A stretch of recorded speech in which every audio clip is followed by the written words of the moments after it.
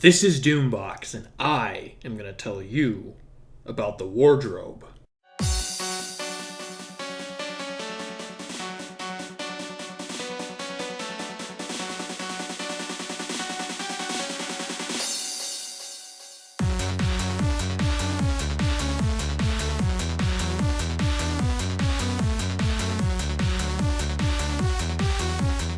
Alright, so welcome everyone back to Basics.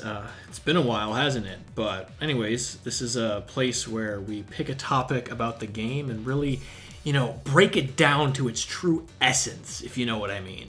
I don't even know what that means, but anyways, today we're going to talk about the wardrobe, which is a pretty basic feature of the game, but it's a pretty important feature of the game. A lot of times people will ask, what is the point of Guild Wars 2? Some people might say it's to get to level 80, some might say to get map completion, others might say raids or world v world. Wrong! This right here is the point of Guild Wars 2, the wardrobe. All of those other things that I mentioned are just means to get to the real endgame of Guild Wars 2, which is Fashion Wars. Or if you're some kind of weeaboo degenerate, it's also known as Waifu Wars. I can't put that in, oh my gosh.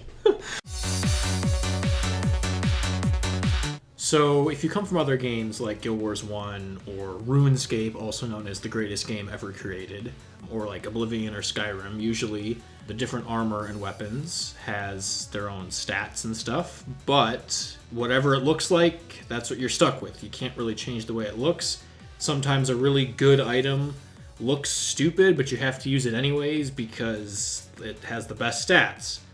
But in Guild Wars 2, there's something called the wardrobe, which lets you take an existing skin of an item that you already have unlocked in your account and apply it to any other item in the game. So this lets people really get creative and make their characters have a super unique look that has a bunch of mixed and matched armor and weapons from all over the game and still have perfect stats. Or really bad stats if you want to run some, like pistol, magi, thief.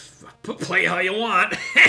So if you really want to become a Fashion Wars master, you're going to have to keep with the trends, and you're going to have to switch up your look a lot. So in order to do that, you're going to need a currency called transmutation charges. Each time you switch an item, one of them is consumed. So you're going to have a pool of a lot of them. You kind of just get them by playing the game regularly, like you get them through PvP, you get them through World v World, you get them through login rewards and certain achievement chests. Or if you really hate your life and enjoy pain and suffering, you can get them through completing maps in the cities. But if none of that works for you, you can always just pay to win and buy them off the gem store. Yeah. Or you can just find one look and keep it forever like I do. But that's no fun. Okay, so now what I'm going to do is walk around the game and judge people's ability to play Fashion Wars. Okay, so what we have over here is a typical example of the human-female meta where, you just put on the generic cultural armor with the Bifrost. Okay, so this guy is trying to do some like cosplay thing or something. I don't know, what is that, Iron Man or the Flash? If it's supposed to be Iron Man, I don't think the padded coat really works, but whatever. Okay, so that's pretty cool. This person's like trying to do like a pirate thing. They've got the rapier with them. That's pretty good. I like that. It looks pretty nice. Okay, this guy has he has no idea what he's doing. It's a big Norn with sunglasses and he's got Sylvari themed armor with chaos gloves that are clipping. Oh, what are those shoes? Those boots don't even match that. What? Okay, this guy's an amateur, dude. That's pretty cool, I guess. This guy looks like he's from Fallout or something. All right, let's go to the aerodrome where all the toxic elitists hang out. We're bound to see something cool over there. Oh, hey, it's another piratey type thing. That actually looks pretty nice. I think that hat is pretty cool. This is a good look. I rarely see Char that I think look good, but that's probably because I'm biased because, Char did the searing and I'm still bitter about that. But if I see a good Char, I'll let you guys know. Okay, here's another pirate person. Okay, if you guys want to keep with the trends, pirate is so in right now. Okay, so this guy looks ridiculous and he knows it. This is sort of a thing people do. It's called the Fabulous Norn or something where they take the biggest Norn possible and put on these mismatched colors and really goofy looking things. It's kind of like a cult thing that people really like. So if you're into that, go for it, I guess. Okay, remember earlier when I was talking about weeaboo degenerates? This right here, prime example. They've got the bunny ears, they've got the butt wings, it's all dyed pink. Ugh. This person's doing some aura spam stuff with another pirate hat and the invisible shoes. That's a pretty coveted Fashion Wars item right there. Oh my gosh, another pirate. Okay, I gotta say, for a char, this actually looks pretty alright. They've got like the Predator and their dyes and the gloves and everything sort of match. So, you know, not bad for a char, but, you know, I've never seen somebody use this Caudicus mask thing before. That's actually kind of cool. I like the blue glow. Looks pretty nice. See, I don't know. When you try to... Oh, he just changed his dye, like, right here. We got an edgelord over here. That's not somebody I'd want to meet in a dark alley. Okay, so this right here looks like some sort of group attempt at Fashion Wars. They're all, like, in on it together or something. They've each got one of each Zephyrite backpack. It's pretty cool. All right, here's another example of generic, boring human female meta with the cultural underboob armor. Don't even go there. Just want to see something real quick. Give me a second. Oh my goodness. I can't believe I just did that. What am I doing? This is how ANET gets you. Gotta go Shadow Abyss, of course. Oh, you could color the hair. Oh, that's so good. Ooh, that's awesome. You could like color the hair any color you want. Like, that's actually pretty cool. I can see why so many people want this item now. I guess I'm one of them now. You know, I just realized I put like no Asura in that whole part. I guess the moral of the story is Asura just look bad regardless of what you try to do with Fashion Wars. So this is the mail segment of the show where I read some of the mail that I've received and answer any questions that you guys have. So here's the first one. Hey, I just watched your vid on the POF release and you actually have me amped for it. XD! I have been getting into Guild Wars 1 for the first time, just hit level 10, and have found it to have a sense of wonder that Guild Wars 2 seems to lack, though the UI still gives me trouble.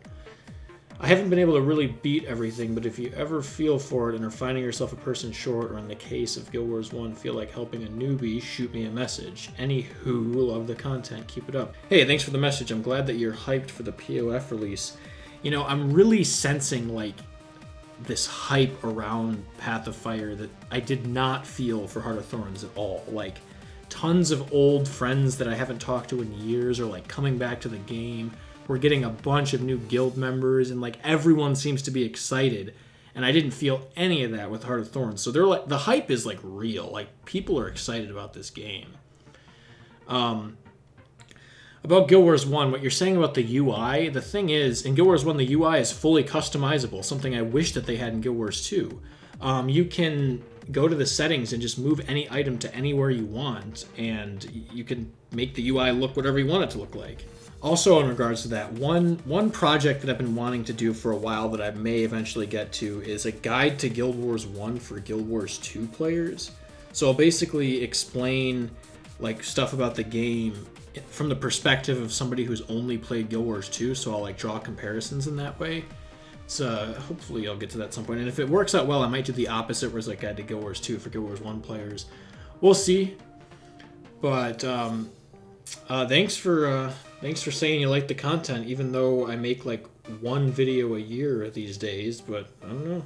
But if you're ever on Guild Wars 1, feel free to shoot me a message if you see me on there. I'm still playing it every once in a while. I'd be happy to help you or answer any questions you have. Alright, here is another mail.